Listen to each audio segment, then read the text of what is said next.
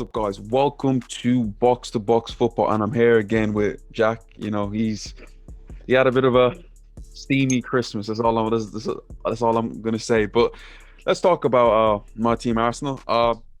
Played today against Brighton.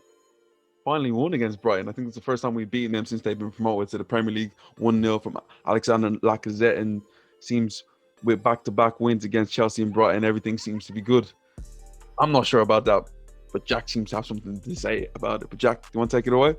Yeah, sure. I think it's important that everybody understands about perception in football.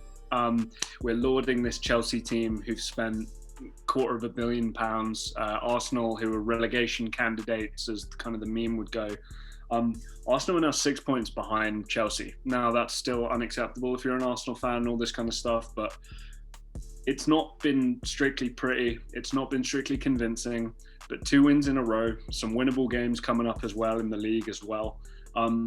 Definitely not conceding very many goals. Obviously, goal scoring has been a problem, but I just think it's interesting if Arsenal get a couple wins, maybe 2 out of their next 3 games are wins. We're talking definitely back in, the state of play for the top half of the table again.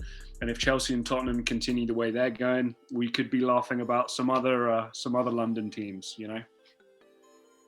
I'm not really sure about that. I understand, yeah, it just shows you with this Premier League this year, it's not a strong Premier League from the point of view of the way it's been in the past few years with Man City and Liverpool running away with it. It's quite tight, and a lot of teams are going to drop points. You've seen with Liverpool dropping points against West Brom. But to say that everything's looking good from an Arsenal point of view of a few more games here or there, I still look at this from this point of view. Arsenal have played 16 games. We've lost half of them, Jack. And the fact of the matter is that is not good enough, regardless of winning the last back-to-back football games. You've only scored. I think the thing that worries me most, James, going forward, you played 16 games. You've scored 16 goals. That's not good enough. That means that you have to keep a clean sheet in every game just to keep up that average to win games. That's it's not good enough. And it was buffered by a 3-0 win against Chelsea, where we scored a goal from a set piece, penalty, and a Bukayo Saka goal. Let's be honest, if he would have did that about 100 more times, he probably wouldn't have scored. But yeah, it's good to be back and winning, but we're still 13th place, Jack. We still struggle to score goals, and even today against Brighton, first half, if Brighton had something about them up front, or maybe just a half decent striker, they would have scored 2 or 3. Second half, we grew into the game, but again, that first half, the lack of creativity, it's something that's going to be a problem coming to the rest of the season.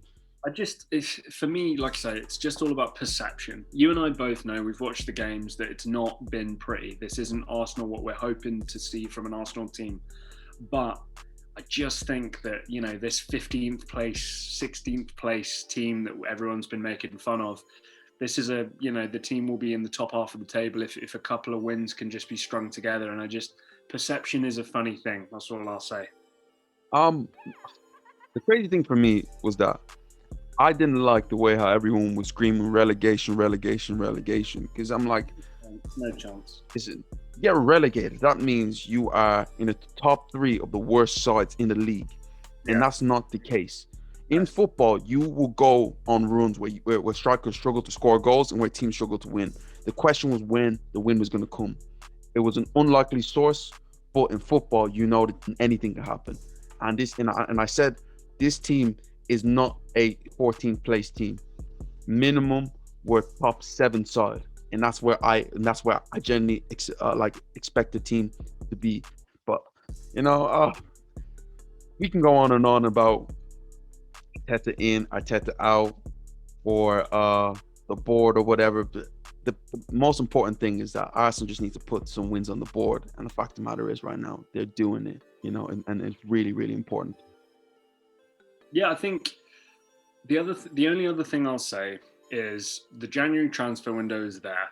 I think that there are going to be some outs, which may financially make some room for some ins. And I think you and I both know that whilst the goal scoring hasn't been great at Arsenal, and Aubameyang, I know in particular, has been really disappointing for Arsenal fans and neutrals. He kind of got paid and now he's not really delivering, which I know won't go down very well with people. But a creative player in there, maybe somebody, I don't know if you're going to get somebody like this, but somebody of the impact of a Bruno Fernandes type level in terms of creativity and spark for this Arsenal team. If there are more goals going in and you can still keep it tight at the back, you never know what might happen. I'm not saying that Arsenal are going to finish top 4. I'm not saying Arsenal are going to finish top 6, but I just think that anything can happen. And this year of all years, I think there'll be some teams who'll be thinking, if we risk this, we might be able to win the league if we can get the right player in. As I said before, January for this Arsenal team is massive. Now, this is probably one of the biggest January transfer windows we've had in a long time. Because the point of view that what we see on a football pitch cannot continue. From Smith Rowe came in the last 2 games, and I felt today, especially in second half, he was absolutely brilliant.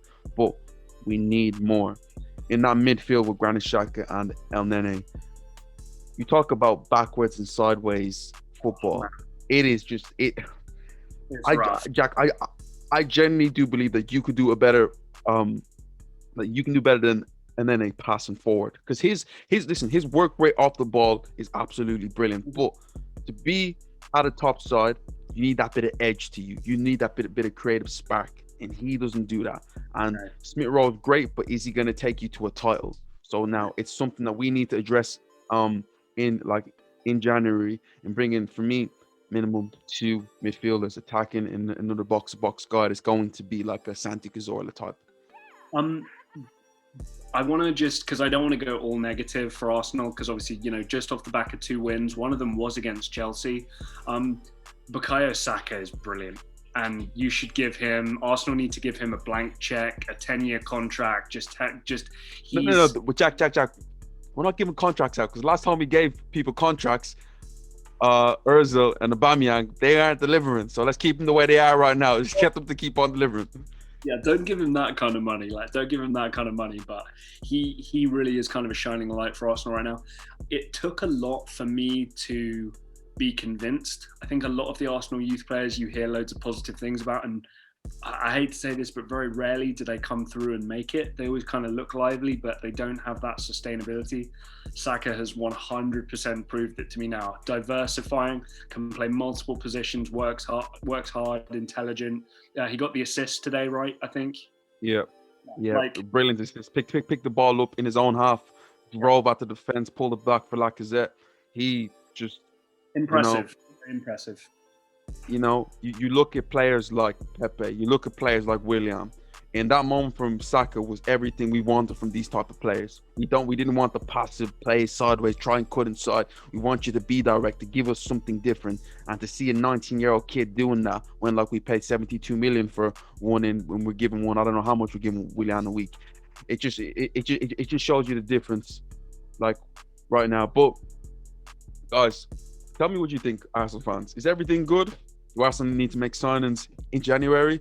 Is Bukayo Saka the best player in the world? Comment down below, guys. Thank you for watching. This is Box to Box Football, and we will see you next time.